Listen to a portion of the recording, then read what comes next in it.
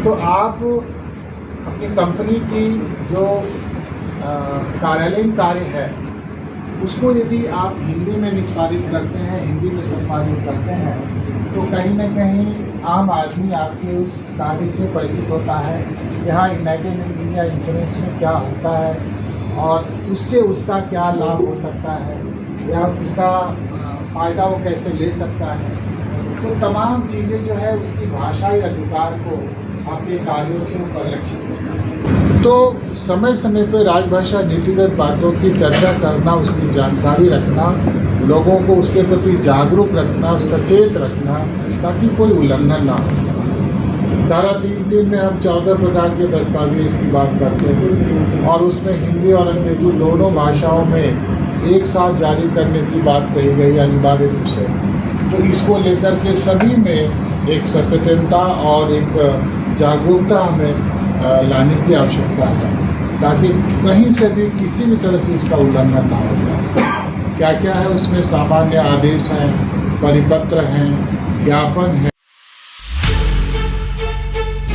आप लोगों का कार्यक्रम था, जबकि कलकत्ता से चल कर के निर्मल कुमार दुबे जी जो कि सहायक निदेशक वो आज कार्यक्रम में शामिल हो गए। क्या कुछ बातें हुई सर, और हिंदी को बढ़ावा को लेकर के क्या करेंगे आप?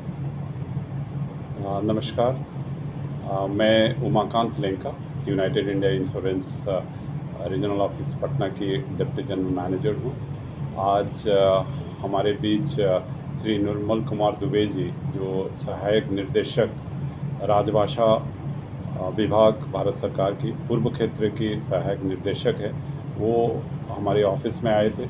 इनका मेन उद्देश्य था कि एक हिंदी का कार्यशाला करना और हमारी जो हिंदी में जो हम लोग काम कर रहे हैं उसका निरीक्षण करना। तो इस पहले तो वो हमारे एक कार्यशाला की है। उस कार्यशाला में बताया गया, जैसे हम लोग भारत सरकार के अधीनस्थ ऑफिस है, गवर्नमेंट ऑफ इंडिया की ऑफिस है हमारा। तो हमारा गवर्नमेंट की जो इंस्ट्रक्शन है और हम बिहार में क क्षेत्र में आते हैं, तो उसमें ज़्यादातर काम हमको हिंदी में करना चाहिए। तो इसके लिए वो निरीक्षण किए कि हम कितना प्रतिशत काम हिंदी में कर रहे हैं और हमारा प्रयास क्या है हिंदी को और आगे बढ़ाने के लिए, और हम कैसे हमारी जो अधिकारी है, कर्मचारी है, उनको कैसे एनकरेजमेंट करें हिंदी में ज़्यादातर काम करने के लिए। यही सब बात बताए। अभी आप लोग को भी मालूम है टेक्नोलॉजी बहुत डेवलप कर गया है और जो हिंदी में कार्य नहीं कर सकता है वो भी हिंदी में बहुत आराम से काम कर सकते हैं। बहुत सारे ट्रांसलेटर आ गए हैं, जिस ट्रांसलेटर के माध्यम से आप एक इंग्लिश को हिंदी में कन्वर्ट कर सकते हैं। और कुछ ऐसे बात उन्होंने बताया, जैसा हम लोग गलत कर रहे थे, जिससे कि हम लोग कोई लेटर देते हैं तो ऊपर में हिंदी में लिखते हैं, उनको एड्रेस जब करते हैं हिंदी में करते हैं, कंटेंट हमारा अंग्रेजी में हो जाता है और सिग्नेचर हम हिंदी में करते हैं। ये सही तरीका नहीं है। अगर हम हिंदी में स्टार्ट करते हैं तो हमारा कंटेंट भी हिंदी में होना चाहिए। ये और भी बहुत सारे महत्वपूर्ण बात उन्होंने बताया और हमें उम्मीद है कि उनकी जो सलाह थी और जो गाइडेंस थी हमारे लिए, और ये हमारे जो अधिकारी हैं, कर्मचारी हैं, वो उसको प्रयोग करेंगे और हम लोग ज़्यादा से ज़्यादा हिंदी में काम करेंगे। हिंदी भाषा को बढ़ावा के लिए आगे इस तरह से क्या क्या मुहिम लेकर चलेंगे, क्या क्या उद्देश्य रहेगा कि किस तरह से बढ़ाया जाए? देखिए, जैसे हमारी कंपनी सरकारी कंपनी है तो प्रयास तो हम लोग को ही करना पड़ेगा। जैसे आप लोग भी जानते होंगे प्राइवेट कंपनीज ने हिंदी को इतना महत्व नहीं देते हैं, उनको एक चाहिए स्मार्टनेस। बट सरकारी ऑफिस होने के नाते हमको सरकार की जो प्रयास है उसको हमको इम्प्लीमेंट करना पड़ेगा। और ये जो देश है, हमारी हिंदी जो राष्ट्रभाषा है, उसको हमको एनकरेज एट एनी कॉस्ट करना चाहिए और करना पड़ेगा। ये प्रयास हमारी ऑफिस से हम शुरू किए हैं और हमारे पास 46 ऑफिस है, बिहार और झारखंड में 46 ऑफिस है। हमारी यही निर्देश है कि आप ज़्यादातर काम हिंदी में ही करें।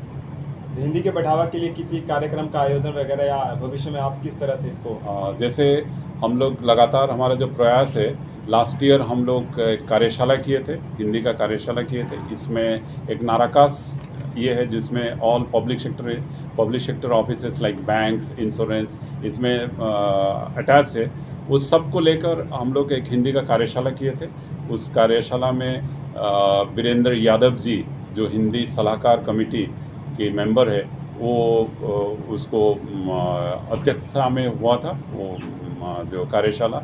और हम लोग बहुत सारे प्रतियोगिता भी करते हैं जिसमें हमारी जो कर्मचारी है और अधिकारी है उनको एनकरेज करते हैं कि आप उसमें पार्टिसिपेट कीजिए। कविता लिखते हैं, छोटे छोटे शॉर्ट स्टोरीज़ लिखते हैं। उसी तरफ से हिंदी में ज़्यादातर वो लोग काम करने के लिए हम लोग एनकरेज कर रहे हैं। सर एक लास्ट क्वेश्चन, अभी सर देखा जा रहा है इस आधुनिक युग में कि बच्चे कितने भी शुद्ध बोल रहे हैं, लेकिन जब तक लोग थोड़ा बहुत इंग्लिश नहीं बोलेंगे उनको पेरेंट्स भी नहीं खुश होते कि हमारा बेटा टैलेंटेड है। उन गार्जियन को क्या कहेंगे आप सर? ऐसा देखा जा रहा है।